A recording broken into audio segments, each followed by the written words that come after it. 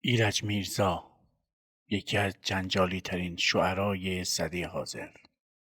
ایرجا رفتی و اشعار تو ماند، کوچ کردی تو آثار تو ماند. بعد عمری دل یاران بردن، دل ما سوختی از این مردن. قلم شاعری از کار افتاد، ادبیات ز مقدار افتاد. بی تو رندی و نظربازی مرد، راستی سعدی شیرازی مرد. ایرج میرزا پاییز 1252 یا 1253 خورشیدی در تبریز به دنیا آمد و در 22 اسفند 1304 خورشیدی در تهران درگذشت.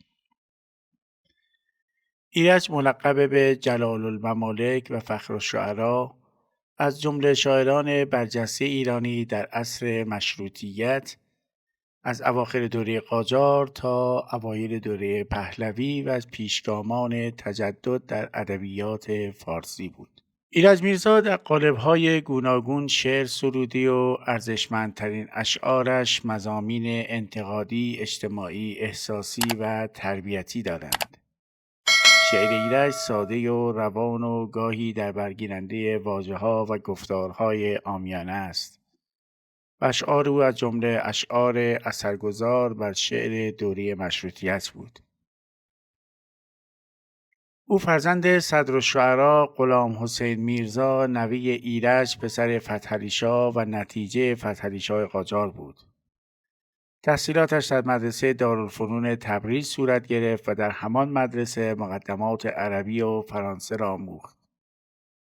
وقتی امیر نظام گروسی مدرسه مظفری را در تبریز تأسیس کرد، ایرج میرزا سمت معاونت آن مدرسه را یافت و در این سمت مدیریت ماهنامه ورقه، نخستین نشریه دانشجوی تبریز را بر عهده گرفت.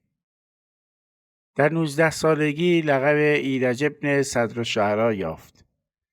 لیکن به زودی از شاعری دربار کناره گرفت و به مشاغل دولتی مختلفی از جمله کار در وزارت فرهنگ یعنی معارف آن زمان پرداخت. سپس به استخدام اداره گمرک درآمد و پس از مشروطیت هم در مشاغل مختلف دولتی از جمله وزارت کشور در سمت فرماندار آباده و معاونت استانداری اصفهان خدمت کرد. ایرج میرزا در پی یک سکته قلبی در منزلی در تهران درگذشت. ایرج به زبانهای فارسی، ترکی، آذربایجانی، عربی و فرانسه تسلط داشت و روسی نیز می‌دانست و خط نستعلیق را خوب می‌نوشت. آرامگاه ظهیرالدوله خانه ابدی ایرج میرزا شد. شخصیت ایرج به گروهی از شاهزادگان قاجار تعلق داشت که در حکمرانی بر کشور سهم مؤثری نداشتند، ولی با این وجود تعلق خاطر خود را به نسب و اشرافیت خود حفظ کرده بودند. ایرج نیز مانند پدرش صدرالشعرا گاه دچار فقر و تنگ دستی میشد و از همین رو همفکری و همدردی با تهیدستان و روح اعتراض به نابرابری‌های اجتماعی در وی زنده بود.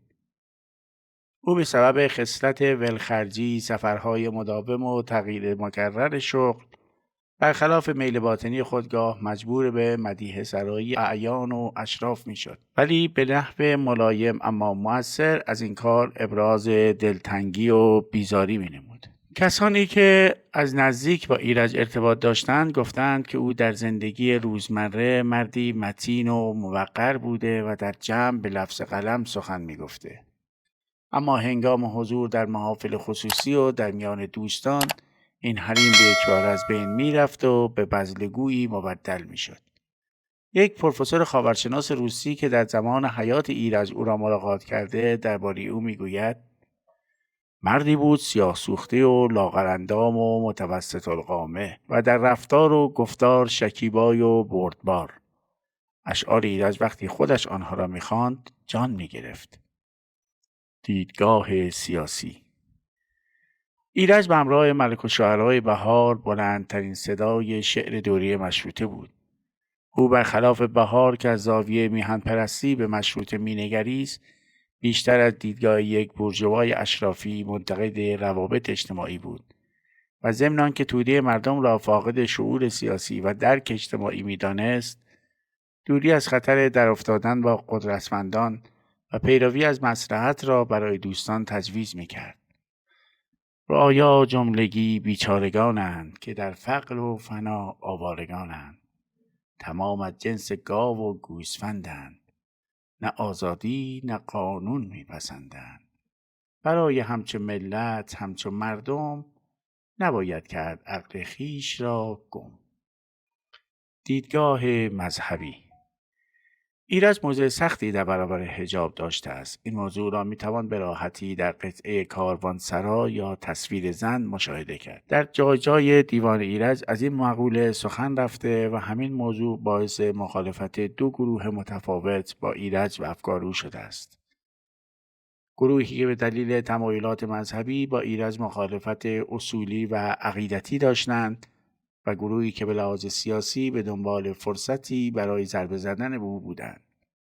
به هر حال با روی کار آمدن حکومت غیر مذهبی رضا شاه، گروه دوم از جمع مخالفان جدا شده و طرفدار او شدند.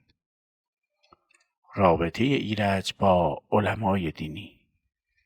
این شاعر همچنین بخشی از عقب ماندگی کشور را به سبب عمل گروهی از روحانیون و روزخوانان می‌دانست. او قصیده‌ای در حجو شیخ فضلالله نوری دارد و علی‌رغم اینکه به عنوان یک شاعر سیاسی شناخته نمی‌شود، در برابر او موضع‌گیری کرده است.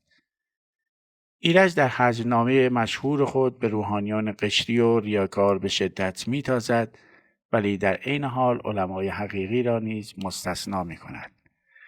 در جایی که میگوید در ایران تا بود ملای و مفتی، به روز بدتر از این هم بیافتی. یا جایی در مورد علمای حقیقی از دید خودش میگه که فقط یک وقت یک آزاده بینی، یکی چون آیت الله زاده بینی. حالا که برای زندگی نامه ایرج تا اینجا آمدیم، بی مناسبت نیست یکی از مشهورترین اشعار ایرج رو هم بخونیم. شعر مادر. گویند مرا چو زاد مادر، پستان به دهن گرفتن آموخت. شبها بر گاهواره من، بیدار نشست و خفتن آموخت. دستم بگرفت و پا به پا برد، تا شیوه راه رفتن آموخت. یک حرف و دو حرف بر زبانم، الفاظ نهاد و گفتن آموخت. لبخند نهاد بر لب من، بر غنچه گل شکفتن آموخت. پس هستی من ز هستی اوست، تا هستم و هست دارمش دوست. حق یارتون.